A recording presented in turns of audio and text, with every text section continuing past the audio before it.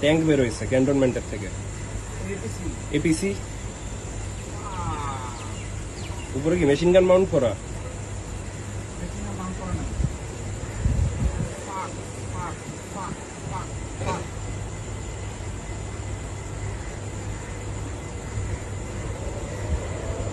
মিরপুরে যাচ্ছে এটা।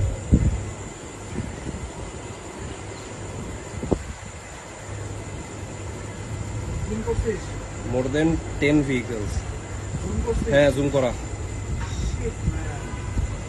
দেখা যাচ্ছে, 10-15টার উপরে গাড়ি যাচ্ছে।